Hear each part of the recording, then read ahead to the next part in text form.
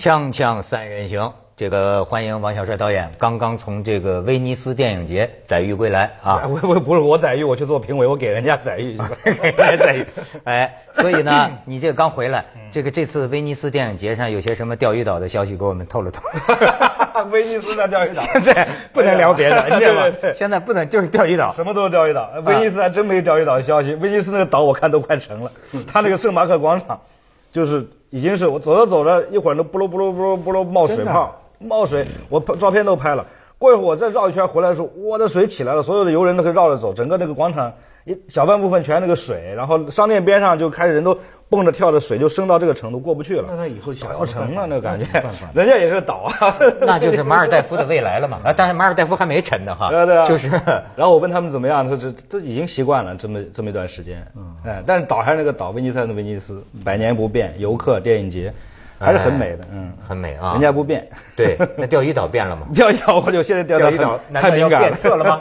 哎，我跟你说，我现在这几天有意思的是啊，手机上不断的有人给我发一些造反，也不是造反了，就是一些段子，战事动态是吧？对，不是，你比如说我最新看到，我这个都是我不知道的电话，你知道吗？他好像在搞串联，发到我这儿说，那个什么钓鱼岛啊，钓鱼岛是中国领土。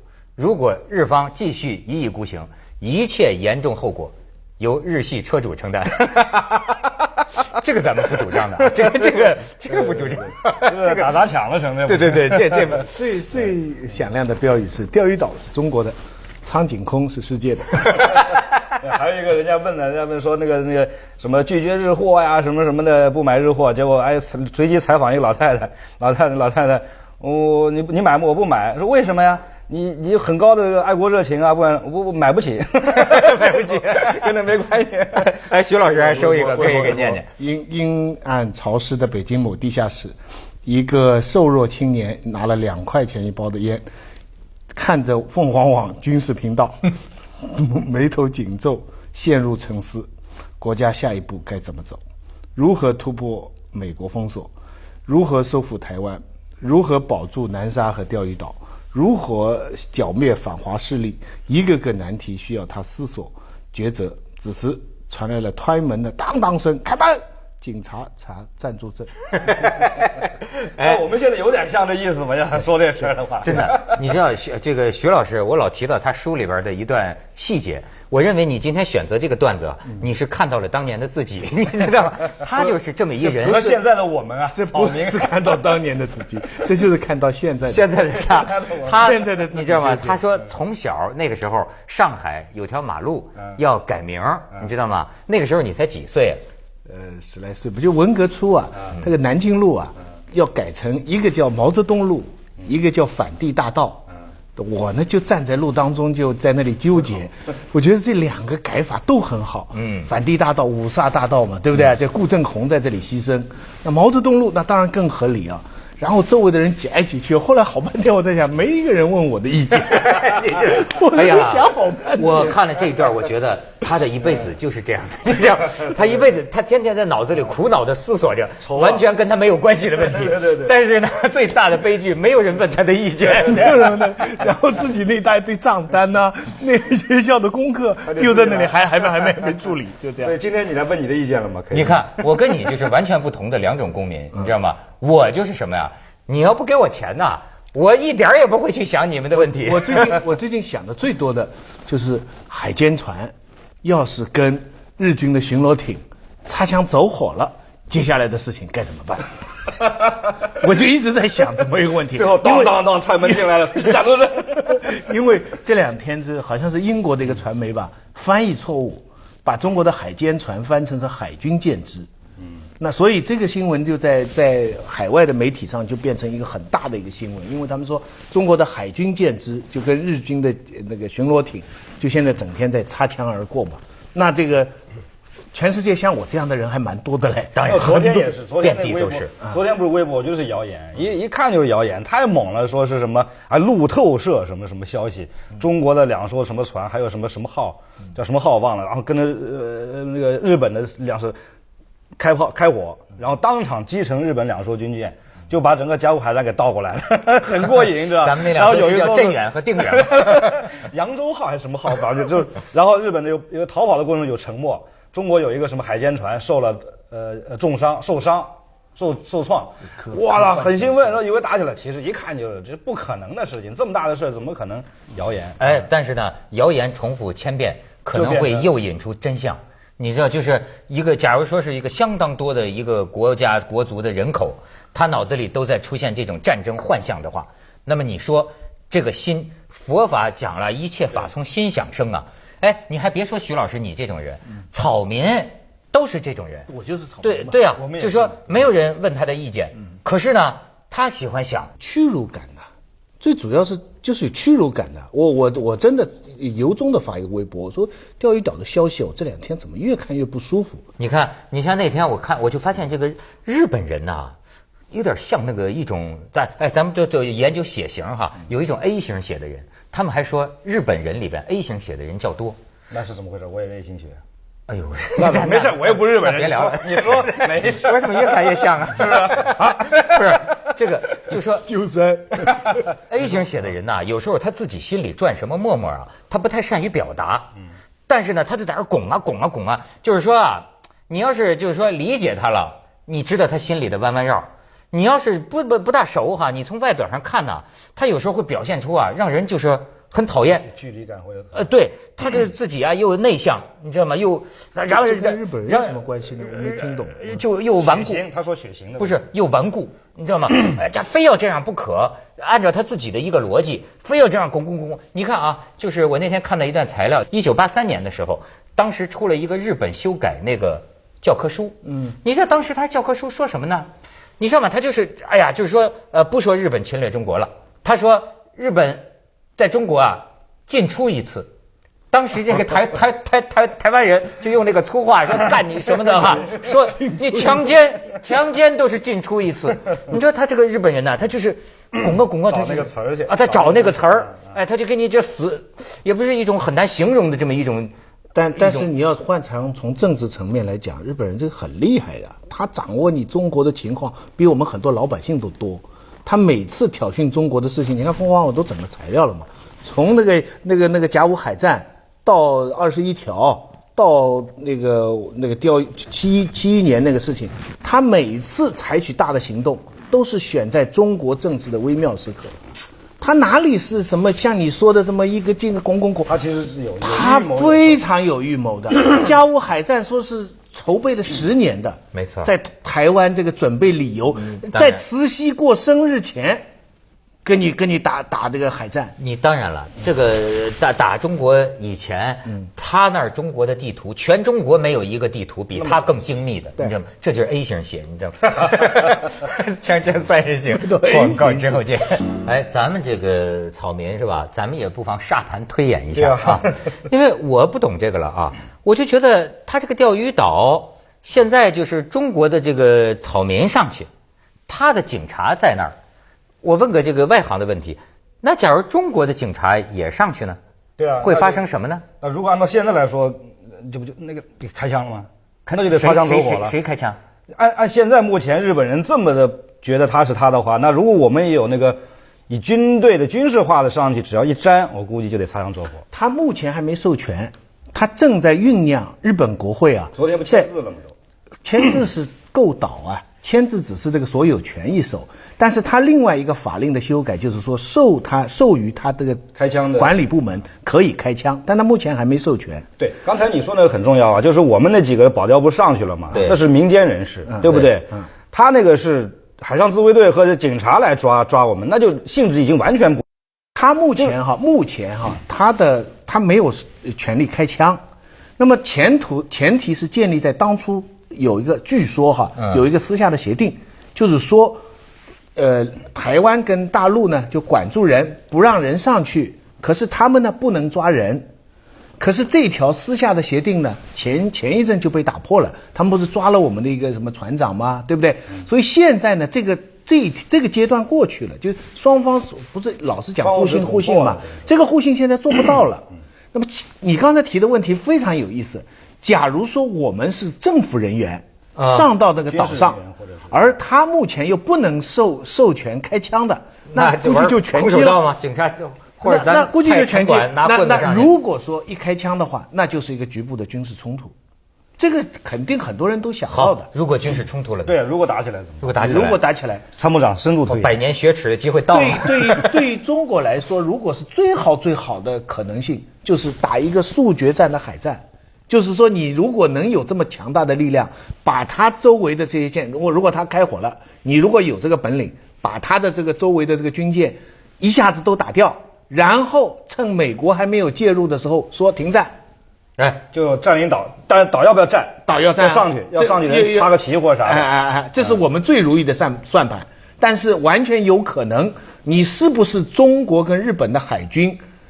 我们能够占到这样的一个局部优势，迅速，就是在一个很短的时间，在我们还没有不知道，就是说事情在1个小时之内准备好了。我跟你说啊，准备好了。辽宁号不是我准备好了，我是说啊，你要准备打这么一个闪击战呢，有准备的和没准备的大不一样。对啊，二战为什么那个一开始就包括英美在内，英国在内是吧？英国、俄罗斯这兵败如山倒啊，就是因为你没有像希特勒一样，他做这个战争准备啊，准备多少年呢？那都是集中了这个优势的武器，然后的所有的战略规划好，把你的情况打听得清清楚楚。如果是小范围的这么一个闪击战，一下子给日本狠狠地来一拳，我认为我们做到不吃亏是做得到的。趁美国赶来之前赶快走，是吧？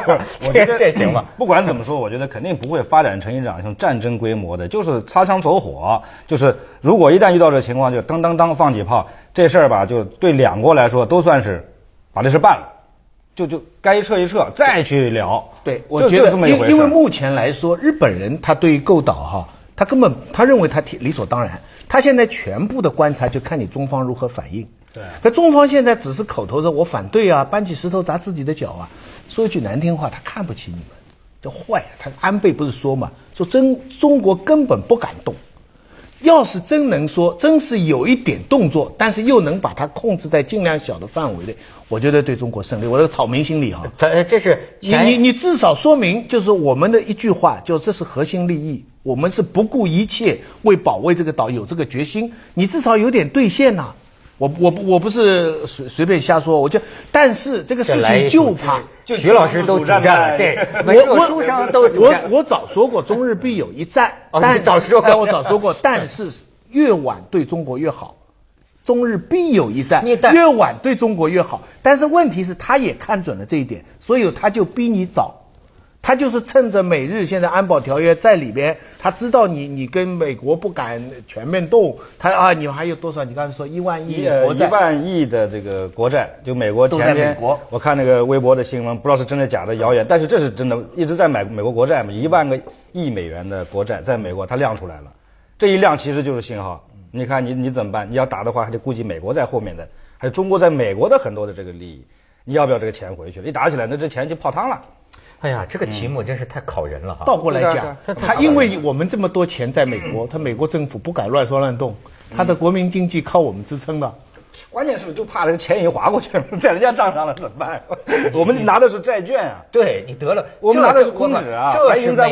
这是美国现在比他的航空母舰还厉害的武器，叫做美元金融。你知道吗？就是说，对呀，对，全世界。我以前怎么没想到？我跟你说，全世界为他买单呢。对啊，他才不怕，他能把他要完蛋了，你们先完蛋呢。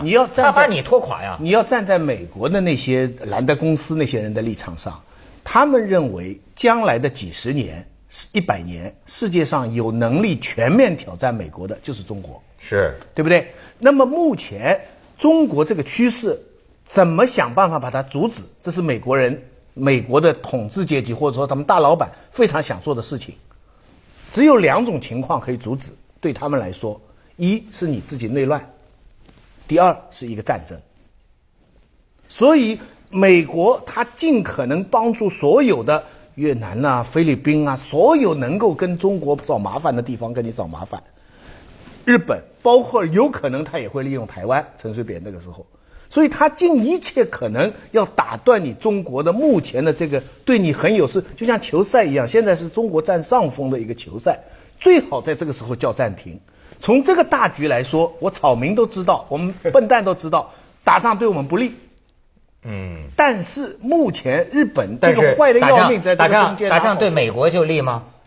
他暂时对他现在很合算，因为他不用全部出力。他合算什么？我们是有原子弹的。他的原子弹比你多100倍，但是他经不住啊，对吗？他放10个我不怕，我放1个他受不了。毛主席，哇，这，我看你们俩现在情绪激动啊，有点这个。你刚从欧洲回来，你觉得欧洲人对中国这个是没有什么太多消息？我是说你接触他们的这个人呐，或者文化人呐什么的，他们对现在中国的看法，那就普遍的都不好，现在不好啊，普遍的不好，就是因为就价值观、道德感，然后人的诚信度，只为了钱，就都知道，就是每个人现在谈到中国人都知道，现在中国是目前这个状态。然后环境保护、资源枯竭，又不能理解这个国势又这么越来越强大，又对世界这个就是影响又越来越大，这个也是他们看到的。他从2种角度考虑啊，因为你从一个政府的角度，你从政府不管从纳税，不管从自主消费和国际的关系，你的经济可以国体是一笔钱起来了，但是你看到的民众的基础。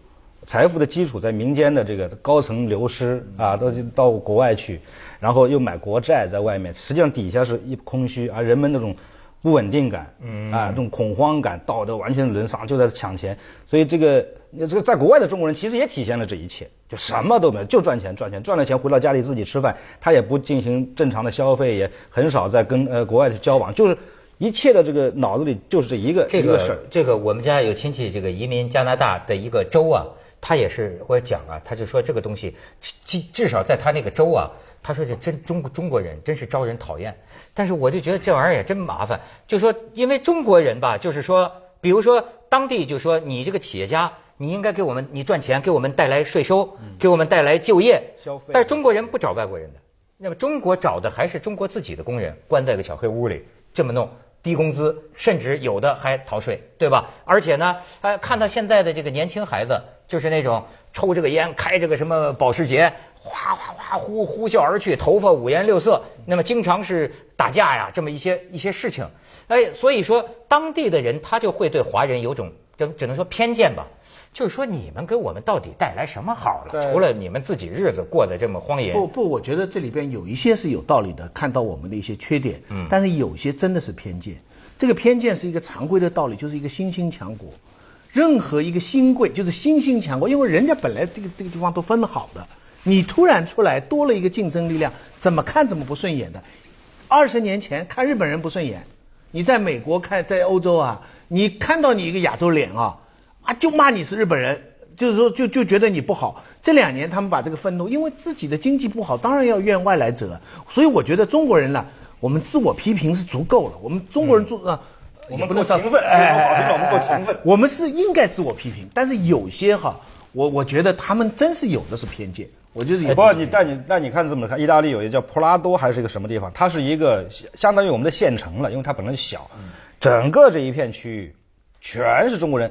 厂房一片的，全是那个厂房。听说了啊，全是你我都过这个中国孩子带进去参观他们的屋子，一片全是他们的房子。然后他们有他们的学校，他们有他们的商店，他们有他们的食堂，他们有他的餐馆，就根本不出来。中国人就唯一出进城的就到那去汇钱，大把钱回到中国，剩下他们就在那一片里面。打麻将、吃饭、睡觉，起来去做衣服，做完衣服打麻将、吃饭，这样好像还是做的世界名牌。而且这名不是，就是因为我们相信 Made in Italy 啊，所以他们是真正的是 Made in Italy 啊，确实是。他比达芬奇还过硬啊。对。然后呢，又极其勤快。那意大利人天天就1天2天的迟到早退，喝咖啡不，他们就在那工，所以意大利人就疯掉。没错，这是一个很大的一个。所以我也是刚去意大利，我觉得他们一方面说我们，但是另一方面啊，他们也是你。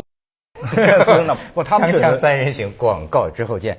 我就老说呀，这个欧洲人呐，他不想给老板挣钱这个劲儿啊，他也不是个事儿，你知道吗？就是说，哎呀，你感觉啊，你就说同样的，假如两个人，一个懒汉，一个勤快的，我不是说中国人对或者他就错，而也许他有人权，可是我说，确实因为我们中国出现了，那么中国人一天可以工作10几个小时。中国人可以拿很低的工资，中国人勤奋肯干，中国人甚至有的时候也不择手段，对吧？管你那么多，可是你你说俩人要赛跑，你哪怕原来领先我们100米，你这玩意儿你是乌龟，我们现在是兔子，所以我觉得欧洲啊也挺干嘛的。我觉得法国、意大利我去经常去嘛，我看到一个最大的，当然不能说是问题，应该是好事，就是它确实资本主义工业已经到了一个基本的饱和的状态，楼也不会建了。你看那个威尼斯广场，就算是渗了水了，它也没事，水下去好好的路从来都不会裂，也不会下雨，也不会积水，什么都不会，已经几百年这么下来了，特别好。留下的古罗马建筑啊，那个现代建筑，意大利人就说我们现在的人就享受几代人以前创造的所有一切，就旅游来买多少东西弄在意大利面，我就挣钱了。所以他就够了。你说要去，我说我要去盖个楼，我要发房地产，政府都不批你。就他的发展，他是对，就是说，如果世界上就他们这一个地儿，像老子说的那样，老死不相往来，没问题。但是地球是有限的，问题是还有钓鱼岛的，怎么办啊？这说哪儿去了？我们说从西西里岛，就是从西西里岛说到了钓鱼，说明一个小小的钓鱼岛确实牵动着全世界格局。现在中国人最受鼓舞的例子，就是当初撒切尔带英国人打那个阿根廷旁边的福克曼群岛，对，他们觉得就是一个国家如果实力有差距的话，你痛下决心，你就可以拿下这个地方。但是这两个例子啊，我们反复的想，他打那个阿根廷的那个时候啊，美国是站在英国这一边的。没错，我们现在是其实我们现在这个难就难在这个地方。哎，现在你说这个老美啊，你这还真是，你说他撒切尔那个时候咱看了嘛，电影里都演，就是美国就是这么一个人跟撒切尔说，你别打了。你不能打阿根廷，他在中间在这儿当老大，但是最后其实他们还是一波的。撒切尔说：“我非打不可。”行，你打吧，他就这么个感觉。那现在美国跟日本是不是这么一关系呢？二战时候还说敌人呢。哎，美国那个时候有点就说台湾陈水扁太过分，我们可不管你了，对不对？他也不见得。就意识形态，我觉得还是意识形态阵营不一样。就现在中国是处在一个接着下来为您播出《西安楼冠文明启示录》。被人趁机，最后的社会主义阵营，对吧？意识形态。